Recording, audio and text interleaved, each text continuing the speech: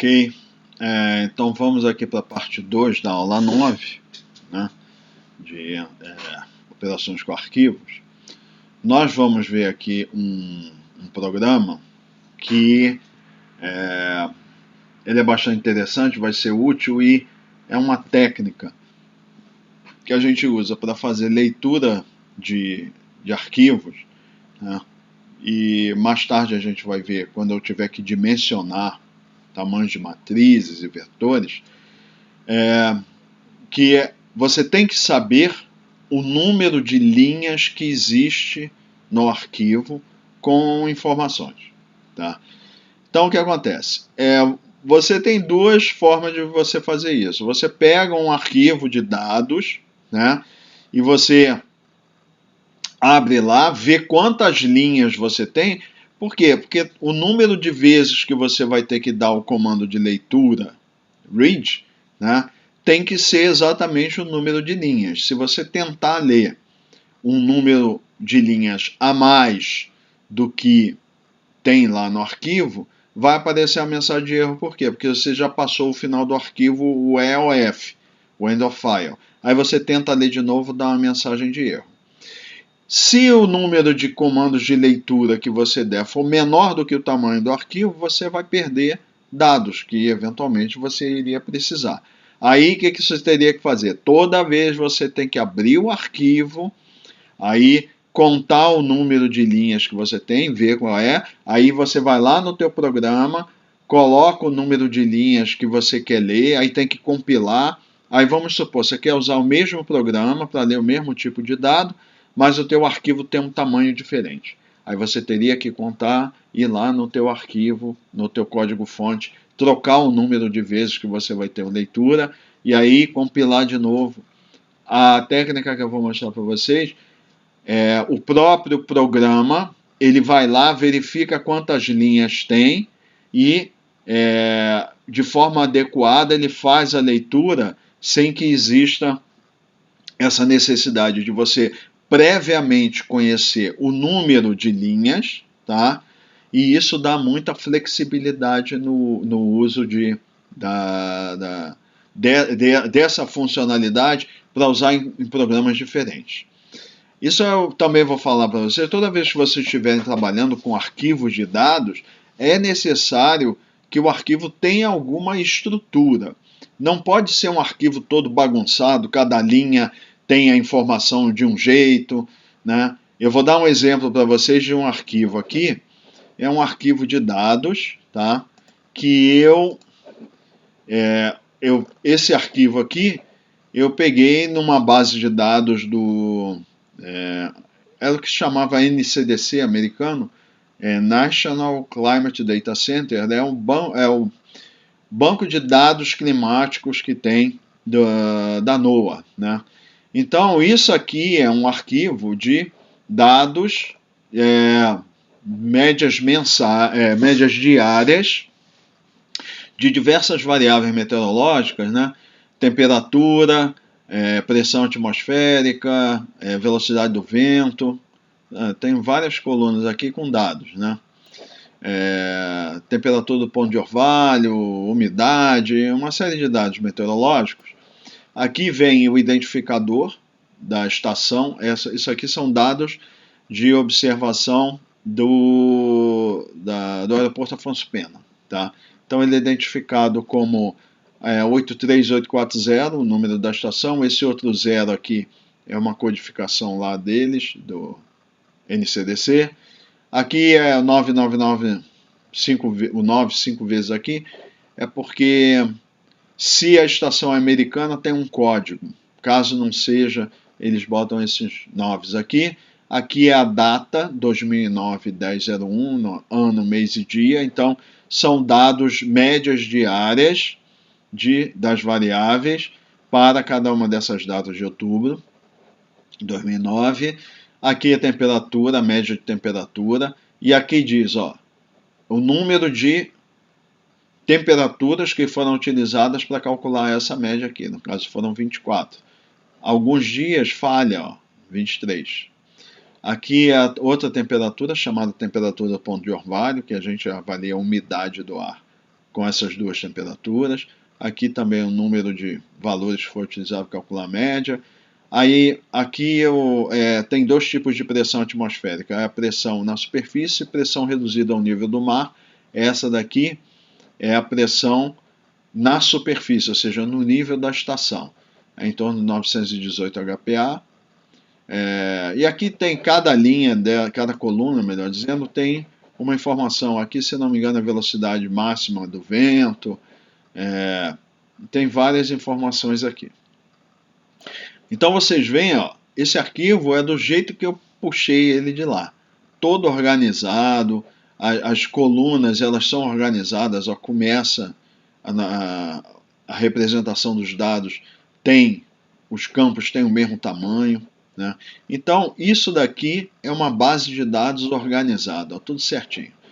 Tem uma documentação lá, você entra no site do NCDC, você encontra uma documentação lá que explica, né, toda a formatação do arquivo, os metadados, diz o que tem lá a informação, o que é cada coluna, o que querem dizer esses códigos. Esse 999.9, isso aqui quer dizer o seguinte, que não foi registrada a naquele momento por alguma razão, tá? Ou melhor dizendo, nesse dia. Eventualmente, eles têm um controle de qualidade lá. Se faltar mais de 6 observações em um dia, não calcula a média, deixa sem o valor. Então, isso é um indicador de que deu algum problema. Tá?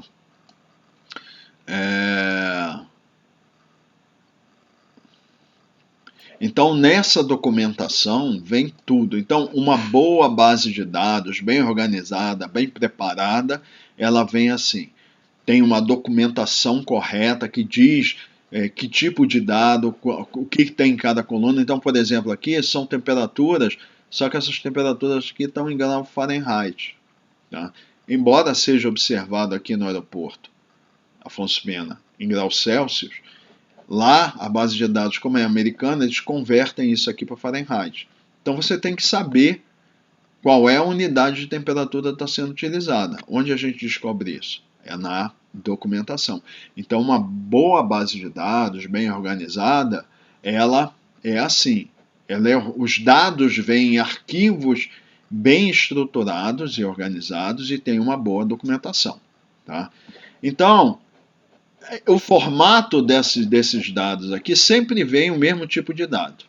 Só que, por exemplo, eu posso, nesse caso aqui, para 2009, outubro, então tem 31 dias de dados. Mas eu quero montar um programa que eu vou ler esses dados e trabalhar com eles, mas que eu quero que cada arquivo desses vai ter um tamanho diferente, porque tem meses que tem 30 dias, tem mês que tem 28, tem mês que tem 29, tem mês que tem 31, né? E eu não quero ficar toda vez que eu pegar, qual é um mês aqui? Esse ano é bissexto, né? Aí tem que ficar mexendo lá.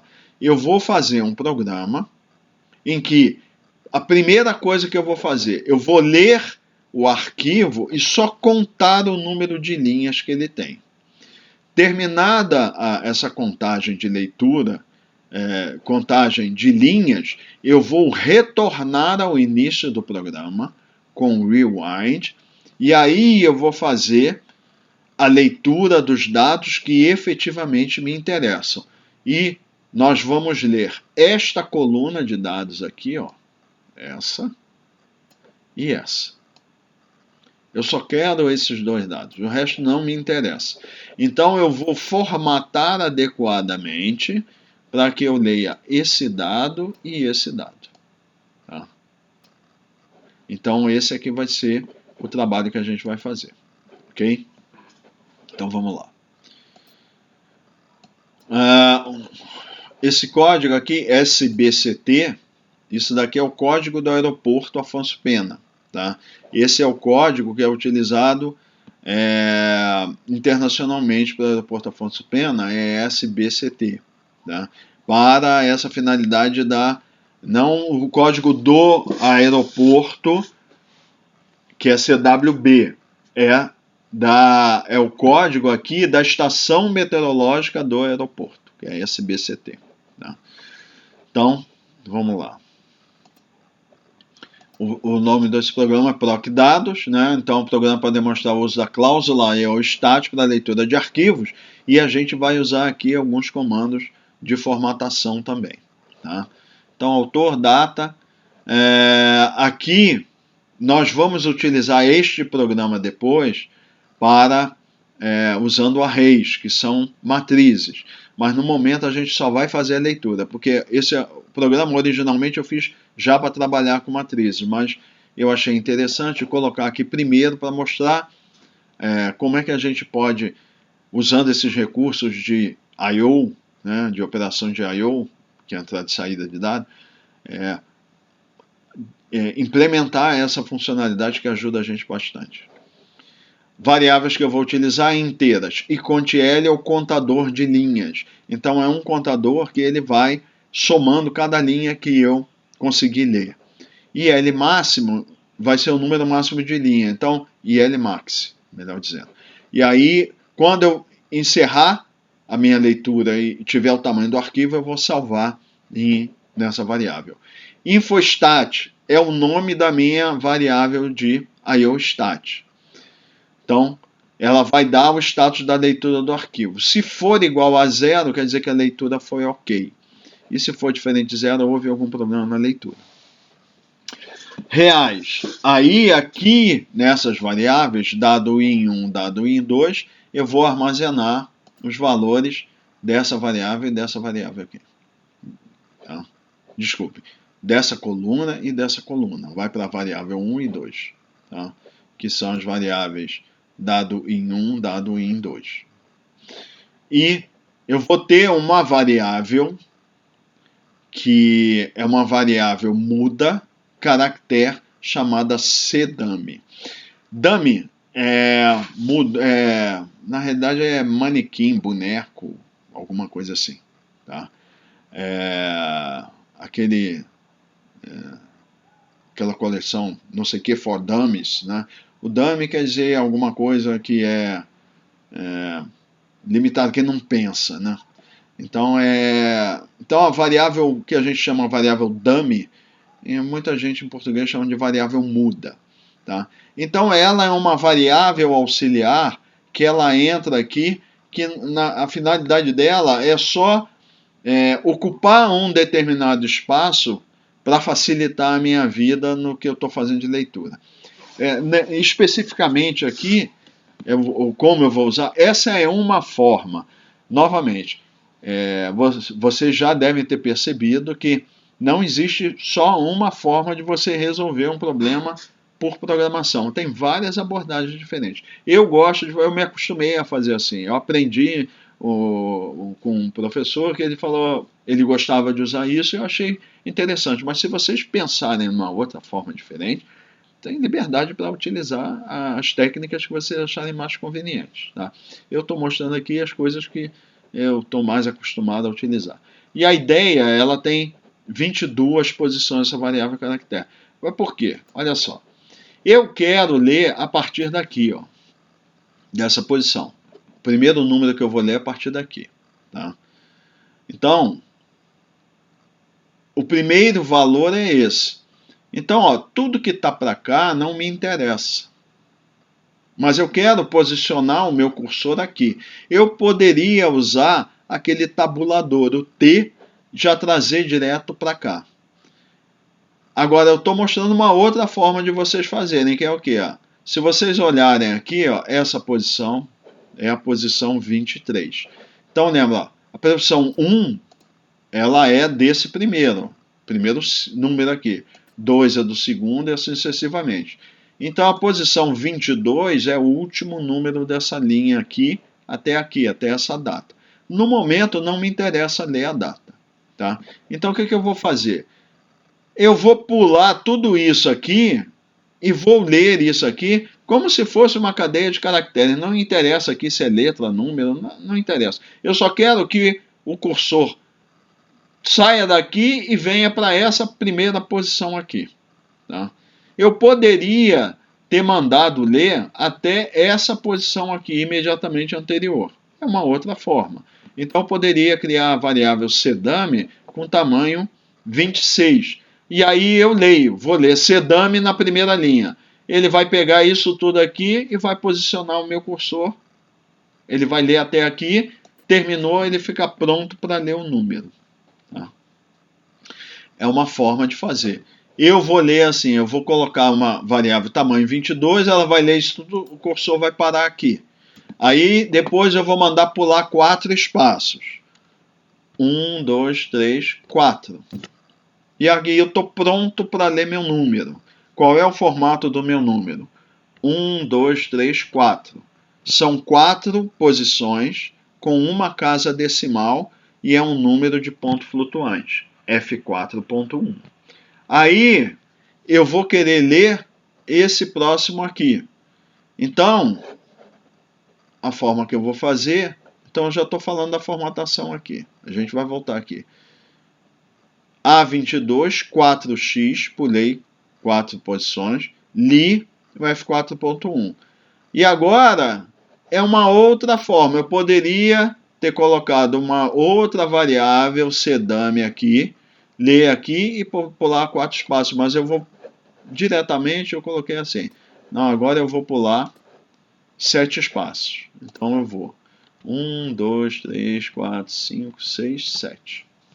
Aí agora eu leio esse próximo número que é F4.1. Daqui para frente, ó, nada mais me interessa. Então eu não preciso ler nada mais além disso. Vou e dou, quero ler a próxima linha. No próximo read, da posição onde o cursor terminou aqui, ele pula e vem para cá. E aí eu faço a leitura com a mesma formatação. Terminou de ler, próximo read ele vem para cá e assim sucessivamente. Eu não preciso mais passar nada para cá para frente. Então, você vai adequar a forma de leitura para o que te interessa. Então você não vai ter que se preocupar com o que está para lá, porque no próximo comando read ele já vai voltar para a próxima linha. Tá? Há várias formas, então, vocês viram, de usar a formatação para ir você adequando aquilo que você quer. Eu poderia usar tabulação, poderia ter uma outra variável dummy aqui, ou não, poderia ter vindo direto para cá. Esse aqui é o ponto que o pessoal mais reclama no Fortran. Ah, professor, por que tem que ficar contando linha, coluna e não sei o quê? Pois é, mas se você tem uma base de dados organizada, você faz isso apenas uma vez. Feito uma vez, não vai ter problema nenhum mais. Eu poderia até dar um comando read e criar variáveis dummy também, variáveis mudas, para esse número, esse número, esse número aqui, e esse é o meu valor da variável mesmo, para esse número e para esse número, e ler sem formatação. Então eu teria que ter 1, 2, 3, 4 variáveis dummy e essas duas aqui. Mandar ler a linha toda, em que a primeira variável muda, a segunda variável muda, a terceira variável muda, quarto aqui, aí sim é o número que é o dado em 1. Uma outra variável muda e outro dado em 2, sem formatação, lendo todos os números, e aí adequar o meu trabalho. É uma outra forma de fazer. Mas eu quis aqui para vocês verem como a gente usa a formatação especificada. Tá? Para que você faça dessa forma, você tem que ter uma base de dados assim, bem feita, bem estruturada, bem organizada. Eu já vi de tudo aí, trabalhar com dados, tudo não, né? Mas muita coisa, né? E você tem bases de dados que são extremamente organizadas, como essa, e tem umas que são uma confusão geral. Aqui os números eles vêm desalinhados, né? Falta dado, aí pula, deixa espaço, é uma bagunça. Tem bases de dados que são um tormento para você trabalhar. Agora, quando você pega um lugar que é bem feito, tudo organizado, a tua vida fica mais fácil. Então, professor, mas eu tenho que ficar contando linha, coluna, não. Só a coluna. Essa que eu falei. Algum tipo de estrutura tem que ter a tua base de dados para você conseguir trabalhar. Senão, você não vai conseguir. Tá? Então, isso é que muitas vezes o pessoal reclama. Mas nós vamos ver outros exemplos Inclusive na aula de formatação, nós vimos lá, a gente leu uma linha sem formatação, só botou o nome das variáveis. Então, aqui é para mostrar como a gente pode fazer especificando direitinho a base de dados. Inclusive, algumas bases de dados, as melhores ainda, na documentação, às vezes já vem a linha com o comando format, que a declaração format que você só vai lá e põe no seu programa, que ele já vem dizendo lá, espaço, tal, F7.1, sei lá, 2x, aqui. Essas são melhores ainda, né? Então, sempre procure a documentação de uma base de dados, que é importante saber a unidade, eventualmente eles já dão lá o formato. Quando não tem o dado, a codificação que eles usam, no caso aqui, deem uma especificação, não me lembro aqui, mas por que eles não utilizaram, possivelmente, o que acontece aqui, ó. Aqui é fácil a gente ver, olha aqui. Isso daqui é o número de observações de pressão que foram utilizadas para calcular a média. Então aqui o que está acontecendo é que eles medem a temperatura de hora em hora e a pressão atmosférica é só de 4 em 4 horas. E por alguma razão aqui, ó, não teve medição de pressão nesses dias, ou faltou, se faltar, sei lá, pode ser que faltando uma, eles já não calculem e eles colocam 0, e isso é um indicador de que não foi calculado. Tá? Isso é outra observação. Vocês vejam que ele botou um número aqui, 9999.9. Por que ele não botou, por exemplo, 999.9 só? Porque 999.9 é um valor possível de pressão atmosférica. Vocês estão vendo aqui, ó, 910, 908.1, poderia ter 999.9. Aí você vai atribuir um valor que você está querendo dizer que não tem o dado, mas na realidade seria possível. Então, quando ele põe 4 noves aqui, é que você sabe, não existe pressão atmosférica nessa unidade aqui, que é hectopascal, com esse valor. Isso é impossível acontecer. Então você já sabe que é um problema de leitura de dado, tá? Que faltou lá, e aí ele indicador que está faltando o dado. Para o pessoal que trabalha com dados de variáveis ambientais, tipo precipitação, aí você não pode colocar assim, se o meu pluviômetro eu não consegui registrar a precipitação, eu vou colocar um valor 0. Não pode. Por quê? Porque 0 é um valor possível de precipitação, é nenhuma precipitação. Tá? Então você pode colocar um valor absurdo, né? Tipo 9999. Você sabe que não vai ter uma precipitação, se você estiver considerando, por exemplo, precipitação diária, né? 99999, você não vai ter 99.999 milímetros. É impossível fisicamente você ter essa precipitação diária. Ou você põe um número negativo, por exemplo, menos 99.9, ou menos 1, sei lá. Mas você sabe, não existe precipitação negativa. Então você tem que ter cuidado para, quando você for fazer, eu quero representar aqui que eu não consegui ter o dado, tem que usar um valor que efetivamente não seja fisicamente possível. Porque você quer dizer, se eu não registrei a precipitação, eu ponho 0. Aí você vai fazer aquela leitura, no dia que tiver 0 de precipitação, como é que você vai saber se é uma coisa ou outra? Né? Então tem que ter cuidado, e normalmente boas documentações explicam isso tudo. Ok? Então vamos voltar lá ao código. Então aqui, continuando, então essa é a finalidade dessa variável. O dummy é esse sentido, de variável muda. E eu ponho C aqui só para identificar que é caractere. Né? Às vezes eu ponho real, eu ponho R dummy, ou X dummy, inteira eu ponho I dummy. É uma prática minha. Isso aí cada um tem o seu estilo. Você não é obrigado a usar esse nome dummy, né? Você pode usar o nome que se você quiser. Tá? Mas é só eu ponho isso para lembrar de explicar para vocês o que é essa variável muda. Então aí eu vou abrir aqui o arquivo. Olha só, eu botei a unidade 3 porque eu estou usando o FTN95 e eu sei que é 1 e 2 que ele utiliza para para as unidades padrão de entrada e saída. E eu usei 3, mas não era, eu posso botar 13 aqui, não tem problema. Tá? Então eu vou passar a usar a unidade 13, porque esse número aqui é um número interno do compilador. Então, como eu estou atribuindo um nome aqui, o que vai para o sistema operacional é esse nome aqui.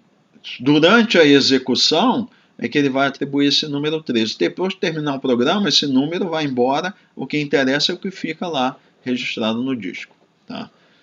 Então aí, o que nós vamos fazer?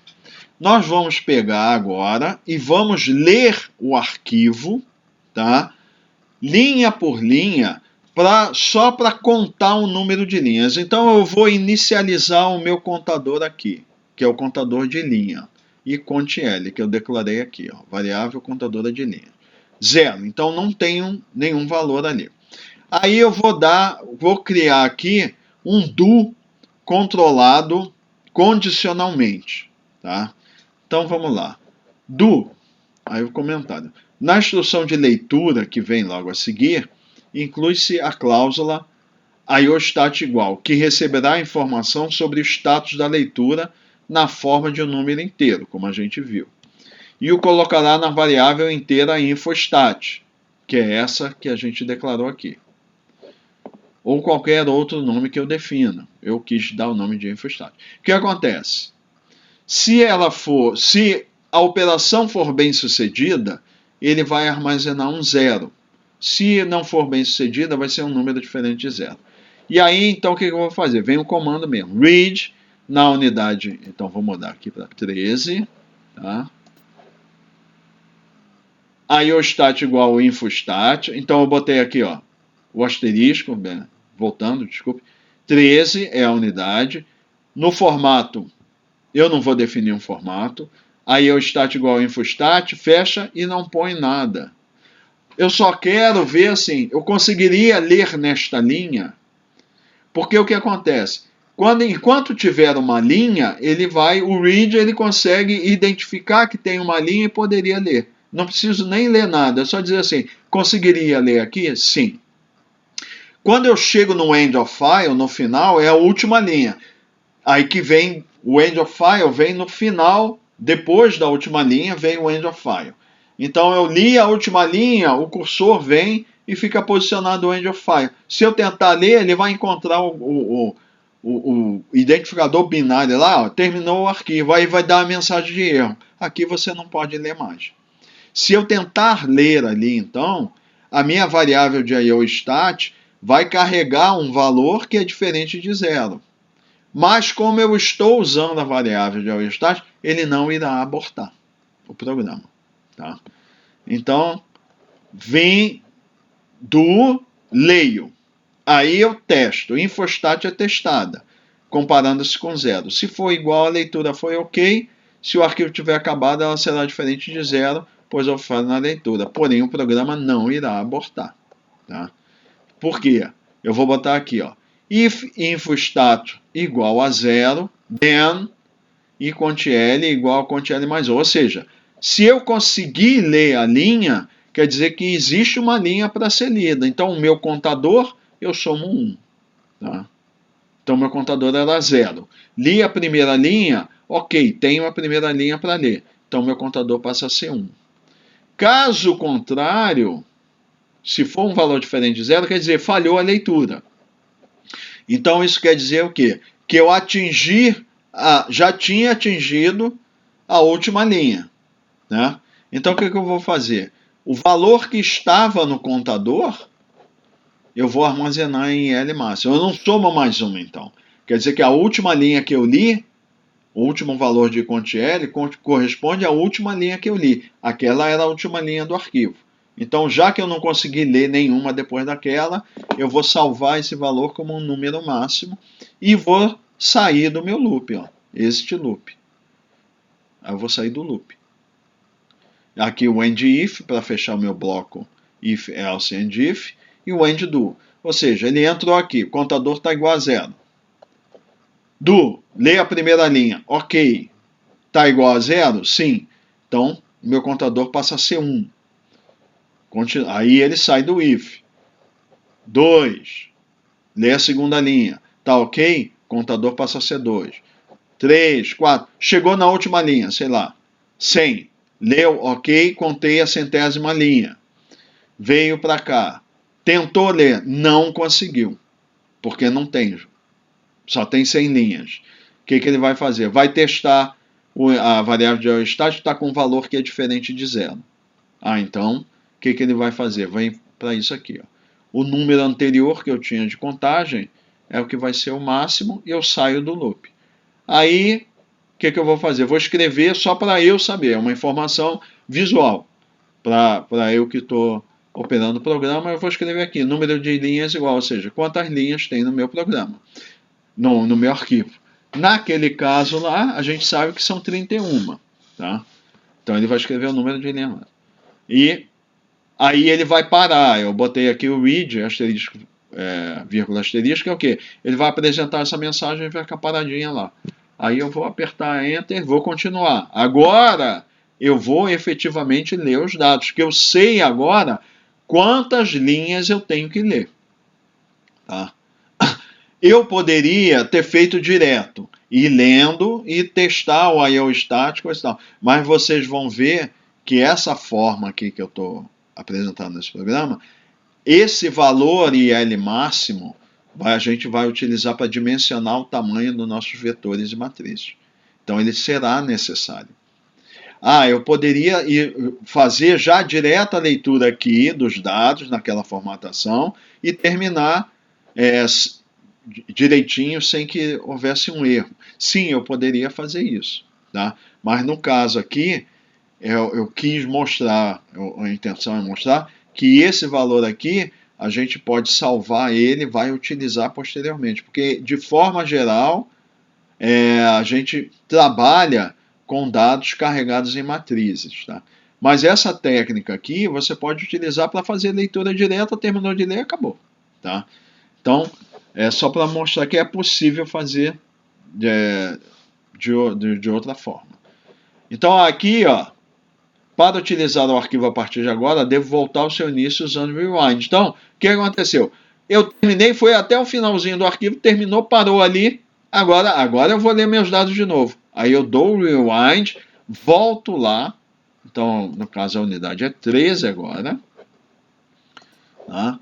E aí eu vou fazer um do controlado pelo contador. Do e conte L1 a IL máximo. Agora eu sei quantas linhas eu tenho que ler, efetivamente. Tá? Aí eu vou read a unidade 13, com formato 10, sedame, dado em 1, dado em 2, naquele formato 10 que eu falei. A22, 4x, F4.1, 7x, F4.1.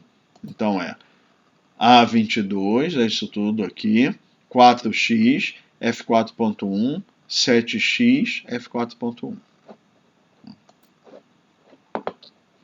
E aí eu quero ter certeza que eu estou lendo os números corretamente. Logo depois que eu ler, eu escrevo. Tá? Só que eu vou escrever aqui, ó. Eu quero só escrever a data. Tá? A data está armazenada nesse finalzinho aqui da sedame. Então eu quero apresentar a data. Então eu vou pegar dessa string, porque está definido como caractere, com 22 posições, eu vou pegar só o pedaço 15 a 22, que é esse da data aqui. Tá? Eu poderia, se eu quisesse, já armazenar isso aqui também para utilizar posteriormente. Eu tenho o dado e a data correspondente. Vocês vão fazer exercícios aí em que vocês vão ter que trabalhar isso aí. Tem que pegar uma data e trabalhar, separar ano, mês, dia, coisa e tal. Vocês vão ter que fazer isso. Então eu poderia pegar como uma substring, que fica mais fácil de eu trabalhar aqui nesse caso com uma cadeia de caracteres do que com um número. Tá? Me é conveniente dessa forma. Tá? E aí eu vou apresentar no monitor, no formato 15, que eu vou definir aqui, ó, só as posições 15 a 22. Então olha aqui, ó, essa é a posição 15, ó, estão vendo aqui, ó, 15, 16, 17, 18, 19, 20, 21, 22. Então são essas 22 posições. Dado em 1 e dado em 2. E no formato, nesse aqui, A8, porque tem 8 posições, né? De 15 a 22 são 8 posições. Vou dar os 4 espaços, F4.1, vou dar 7 espaços e F4.1. Tá? E então eu vou ler cada um e apresentar o número de linhas que eu já sei que são 31 linhas lá. Tá? E fechou o do, fecha o programa. Então, eu vou aqui compilar e vamos executar.